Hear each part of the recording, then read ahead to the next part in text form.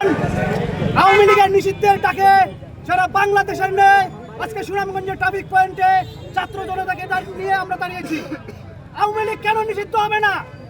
এই আওয়ামী লীগ আমাদের জাতির সূর্য সন্তান সেনাবাহিনীদেরকে ধ্বংস করে দিতে চাইছিল। এই আওয়ামী লীগ আমাদের আলেম সমাজকে ধ্বংস করেছে, পায়তারা চালাচ্ছিল।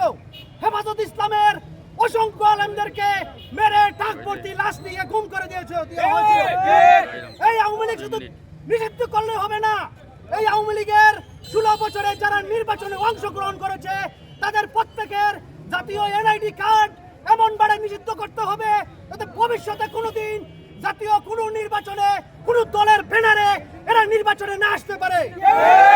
এরা এমন বিষাক্ত সাপ, এরা যাকে একবার ছুবল দেবে তাকেই তার ছুবলে আসক্ত করে আবার একটি ফ্যাসিস্ট সরকার তৈরি করবে। ডক্টর ইউনূস স্যারকে বলে দিতে চাই, আপনি আজকে যে চেয়ারে বসছেন এটা ছাত্রদের রক্তের বিনিময়ের চেয়ার। আপনি ভুলে যাবেন না, আপনি এই বাংলাদেশে আসতে পারতেন না।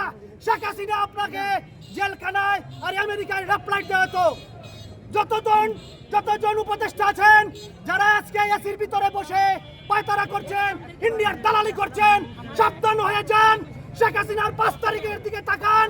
শেখ হাসিনাকে যেভাবে অপমান করা হচ্ছে তার চেয়ে ভয়ঙ্কর হবে যদি এই মুহূর্তে আওয়ামী লীগকে নিষিদ্ধ করা না হয়। এই বলে